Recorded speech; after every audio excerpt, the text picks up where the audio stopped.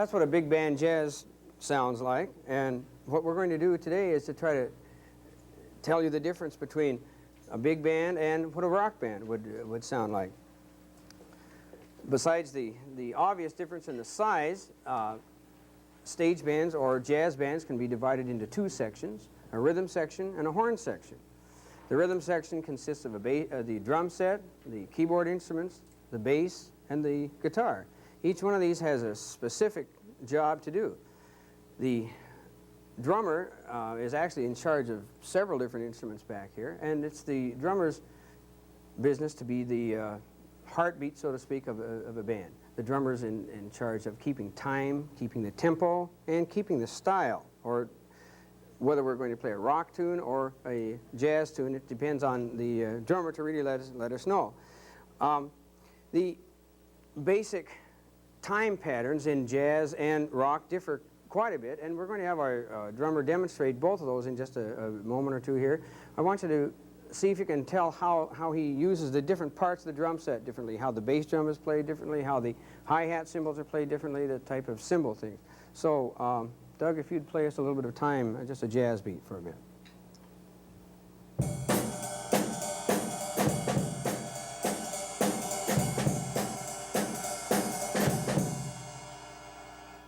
Okay, now if you'd demonstrate a typical rock beat for us.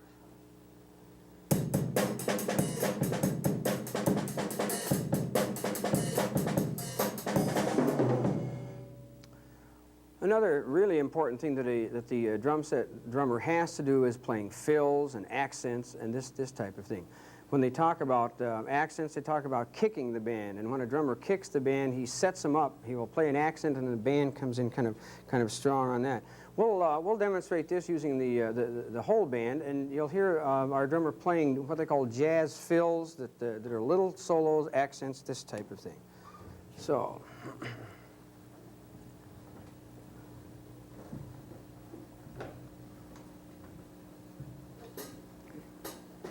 One, two, three, four.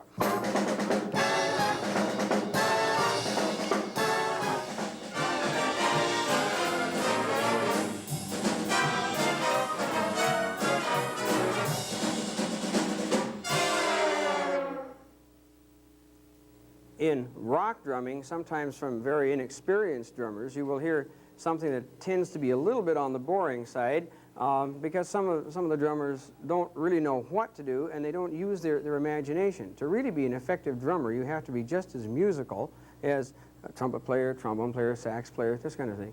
So this is what you hear sometimes from very inexperienced drummers. And Glenn, if you would give us some inexperienced drumming here.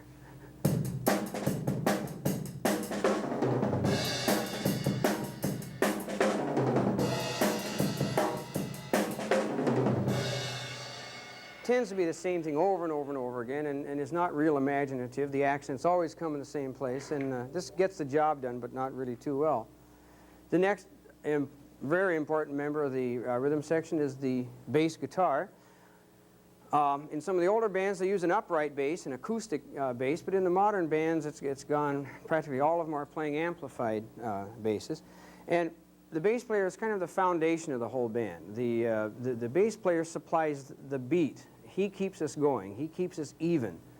Now, he can do this a little bit more interesting than, say, a bass drum could, just by thumping out 4 beats to the bar, because he also outlines the harmony, the harmonic structure of the song. So we'll have our bass player demonstrate what's a jazz thing. It's called a walking bass line. So, Keith, if you'd do some jazz here.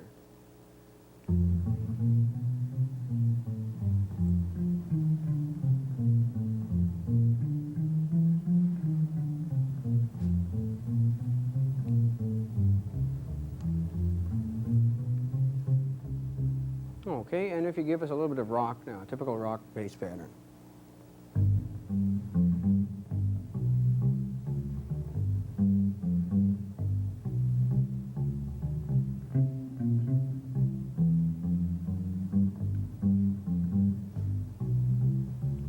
Fine, thank you. In a rock band, people usually see at least 2 guitars, sometimes more, but at least 2. And one of these guitars is a lead guitar player, and the other one is a rhythm guitar player. in a jazz band or in a stage band, it's usual only to use one, and this one guitar player has to do both sometimes. But to show you what a rock band might sound like, we're going to have our guitar players do a little bit. Some of the other members of the rhythm section will join in. You'll hear one guitar player playing rhythm, and the other one will take off on a solo called lead playing. So if you can give us a little bit now.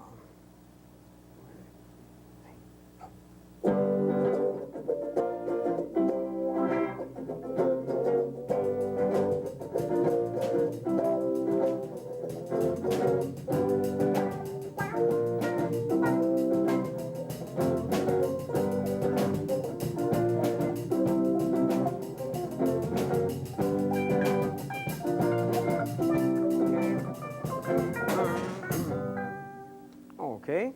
In jazz, it's a whole different type of thing. There are several instruments in the rhythm section that are called comping instruments, and this comes from a shortened version of the word accompany. And the guitar is one of the comping instruments, and part of their accompaniment is to supply the basic chords for the band. And we'll have the band play just a little bit, and the guitar player will demonstrate what he has to do in order to give us some more of the rhythmic foundation.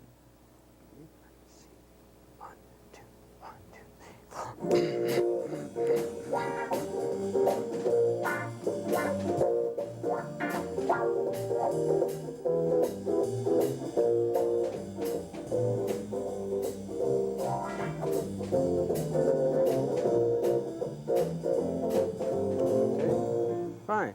The other comping instrument in the band is the keyboard player. In a lot of bands, it's just a piano. In some of the more modern bands, it could be electric piano, as we have, synthesizer, Hammond organ, portable electric organs. The piano player, the keyboard player, also does the same function that the guitar player does. He supplies, he feeds the band with chords. So if we could maybe do the same thing again. Doug, would you play us just some basic chords? Here we go. Ready? 1, 2, 3, 4.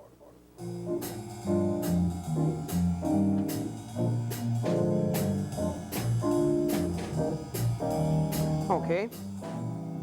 Now, these chords are exactly the same ones that the guitar player was playing. So in order to make things a little bit more interesting, the keyboard player adds what's called extensions, upper extensions, or color tones.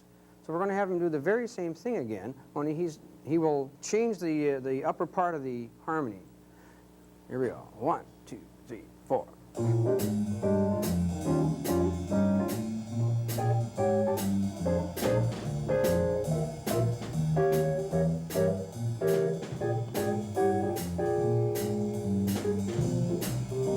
Okay, there we go.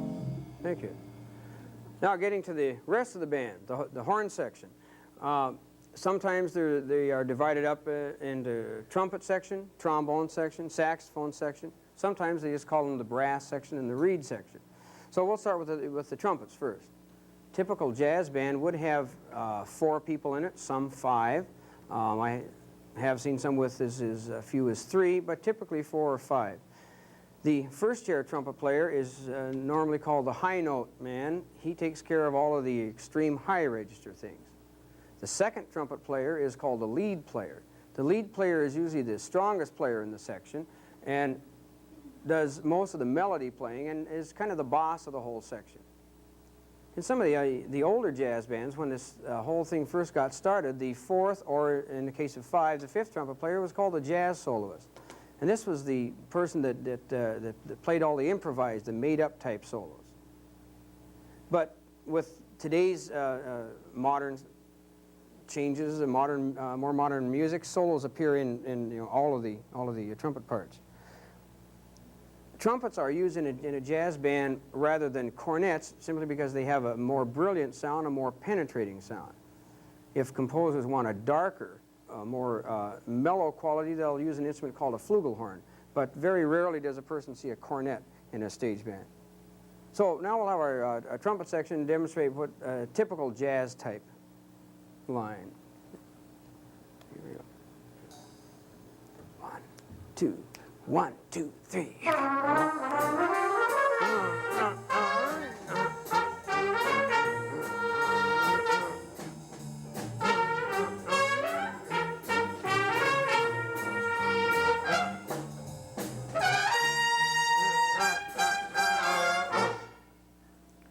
The other part of the brass section is the trombone section, known as the bone section most of the time. It's typical, again, for jazz bands to have 4 trombones, but again, you will see 3 trombones, sometimes as many as 5 trombones. A typical setup would be 3 tenor trombones and 1 bass trombone. And the basic difference between a tenor and a bass trombone is that all the extra plumbing on the bass trombone allows that person to get quite a bit lower. If a band would have 2 bass trombones, the other bass trombonist would usually play another instrument, would double on tuba. So we'll have our trombone section play, again, a fairly typical jazz type lick. 1, 2, 1, 2, 3.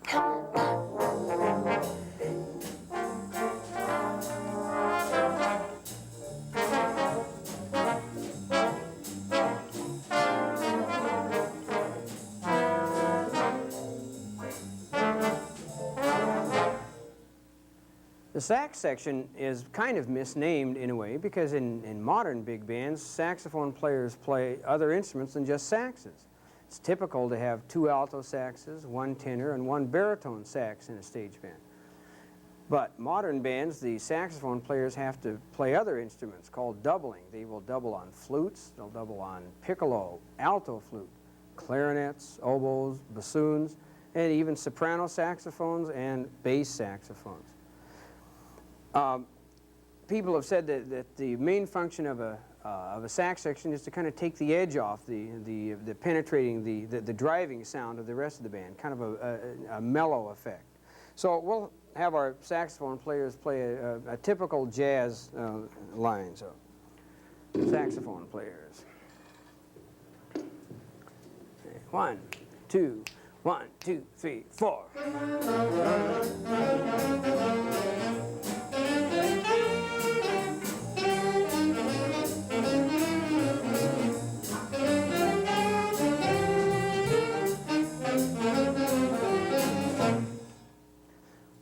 Modern jazz bands, with their dependence on all kinds of electronic instruments, have something that the older bands didn't. Without our sound man, we would be really kind of lost. He's got all kinds of things to play around with: mixers, amplifiers, microphones. In a modern jazz band, this man has to be able to make on-the-spot repairs, soldering guitar cords, broken microphones, fixing microphone stands, this type of thing. So for a modern jazz band, an electronics expert, a sound man, is something that you just can't do without. One more thing that we haven't talked about that's very typical of big band jazz is improvised solos. Improvise means to make up right off the top of your head, right, the spur of the moment. This is not something new. People have been improvising music for centuries and centuries. But it's probably one of the main characteristics of jazz. When a jazz musician plays an improvised solo, he is given some help. He knows what the chord progression is, or how one chord follows another, and he knows what that means, how that translates it to his instrument. So knowing all this kind of thing, then when the band gets these spots, the soloist stands up and is an instant composer, right on the spot. This whole big band thing really dates back to the late 1930s, and the man usually given credit for starting this whole thing is Count Basie. He had a band about this size, about 16 pieces, that was busy in Kansas City in the late 30s, early 40s. His band is still playing today, and he's still very active today. One of the few original people still working.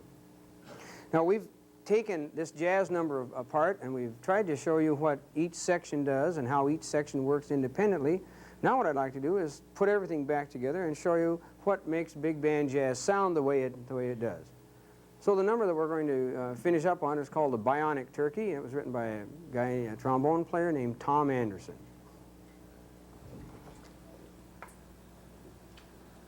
1, 2, 1, 2, 3, 4.